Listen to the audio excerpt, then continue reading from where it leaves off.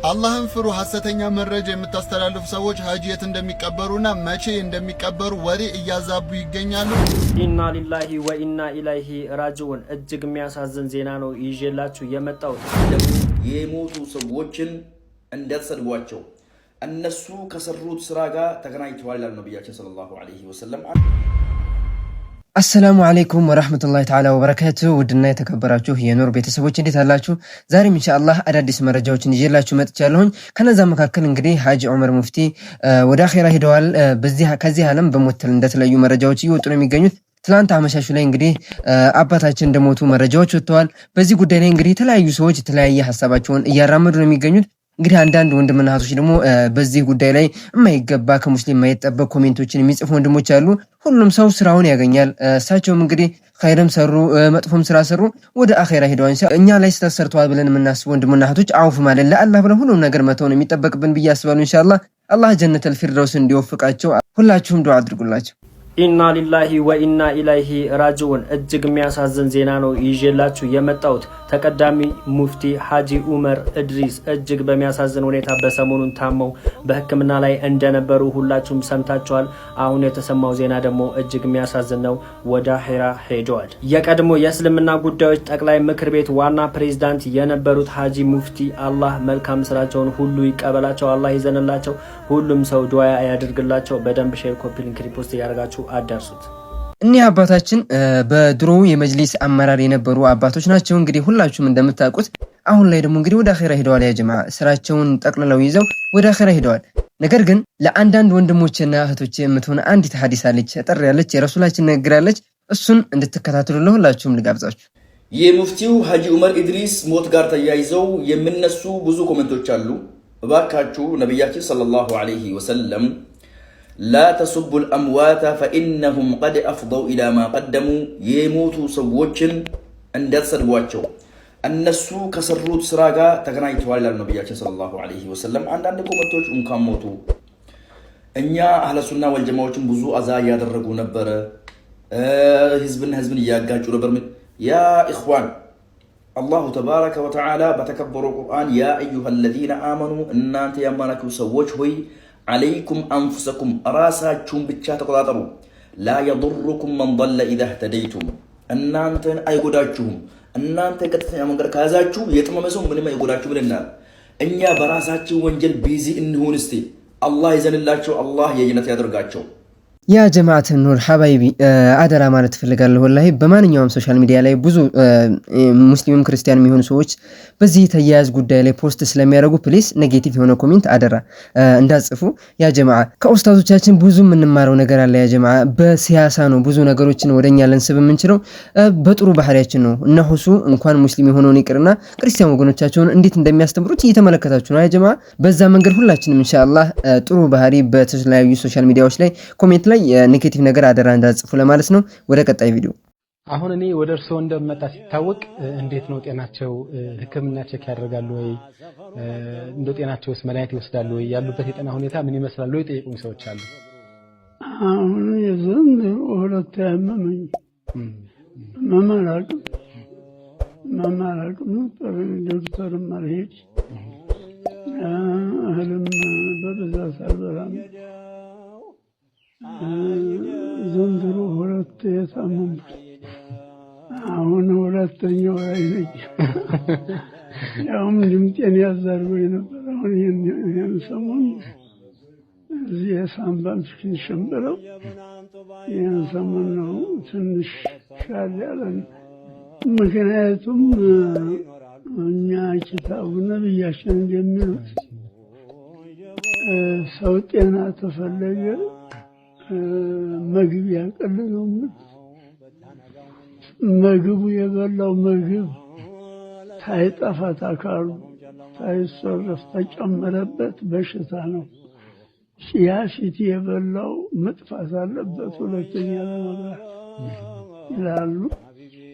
እንግዲህ ምግብ አለማብዛት ይመስላል ለጤና ምክንያት የሆነኝ። ዘንድሮ ደግሞ ትንሽ ረመዳን መካከል ታመምኩ። እንግዲህ እኚህ አባት ወደ 89 አካባቢ እድሜያቸው እንደደረሰ መረጃዎች ይጠቁማሉ። ከዛም እንግዲህ የተለያዩ ህመሞችን ሲያማቸው እንደነበርና ፋይናሊ ደግሞ አሁን ሰሞኑን አካባቢ እንግዲህ በጠና ታመው እንደነበረ እንደዚህም ደግሞ የሀገር ዱዓ ምናምን ተብሎ ብዙ ሙስሊሞች እንግዲህ የተሰማቸውን ሀዘን እየገለጹ ነበር።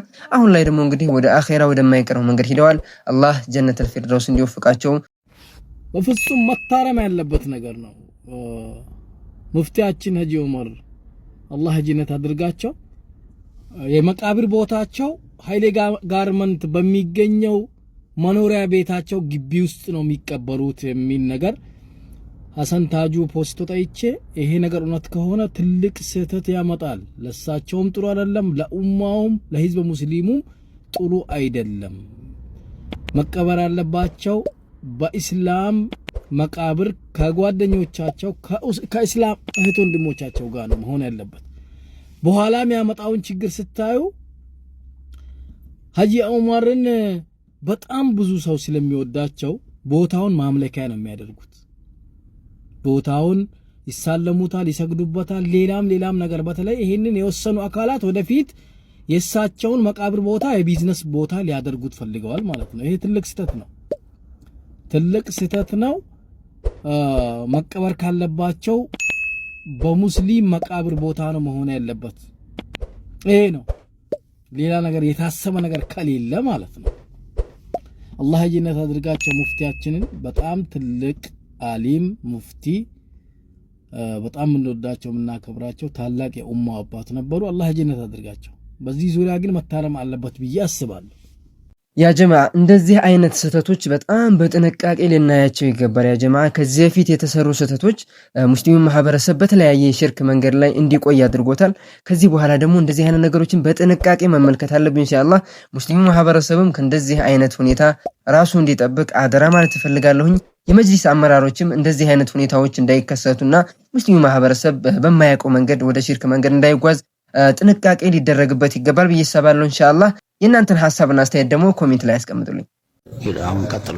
ስለ ወሲይ ቀብራቸውን በተመለከተ እንደሚታወቀው አንደኛ በሸሪዓ መሰረት ንዛዝ ያላቸው ወሲይ ያላቸው፣ እሱም ደግሞ በተግባሩ ተረጋግጦላቸው ቦታቸው ላይ አንድ ሽካሪ የቀብር ቦታ ተፈቅዶላቸዋል። ይሄ ህጋዊ የሆነ መሰረት የያዘ ነው። እንደ ሸሪዓ ሲታይ ደግሞ እዚህ ቦታ ላይ ነው ቀብሬ ብለው እሳቸው ታሉ በሐያት ያስቀመጡት ንዛዜ ነው። ሸሪዓም የሚቀበለው ነው።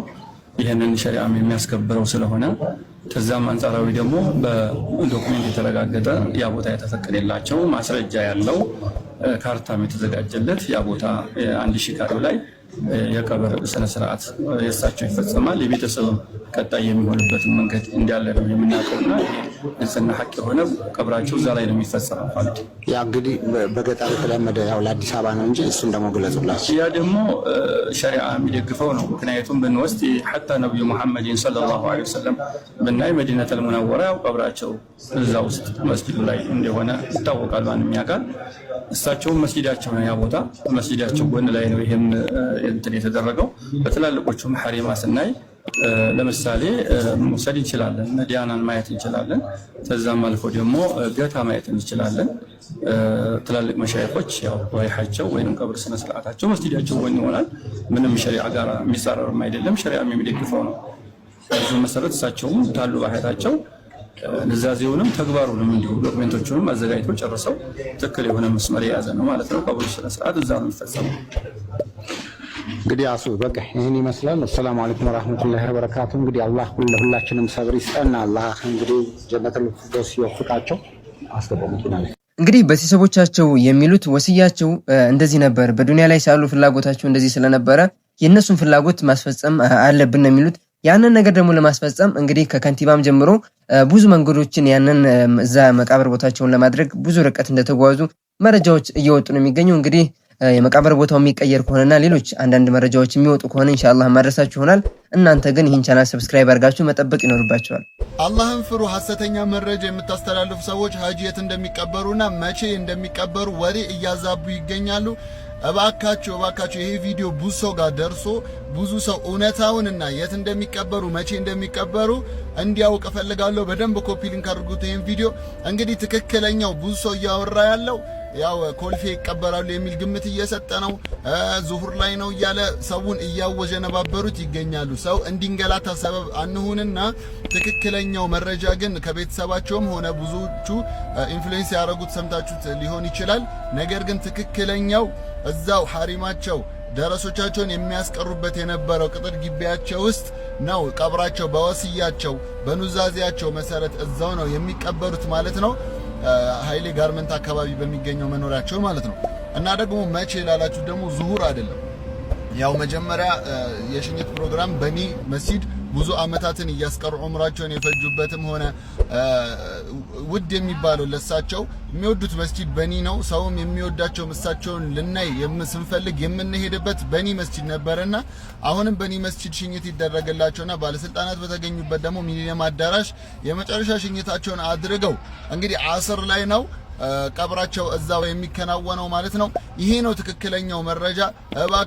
እባካችሁ ሰው እንዲንገላታ ሰበብ አንሁን። እውነታውን ለሁሉም አዳርሰን ሁሉም ሄዶ ቢሸኝ፣ ሁሉም ሄዶ ዱዓ ቢያደርግ፣ ሁሉም ሄዶ ሀዘኑን ቢያሳይ እጅግ በጣም ሚያንሳቸው ዑለማ፣ ሚያንሳቸው ሙፍቲ፣ ሚያንሳቸው አባት ነበሩና ሁላችንም ልባችን እንደተሰበረ ነገር ግን የማወጀነባበሪያ ዜናዎች ባንለቀላለው እስቲ አዳዲስ መረጃዎች ይዤላችሁ እመጣለሁ።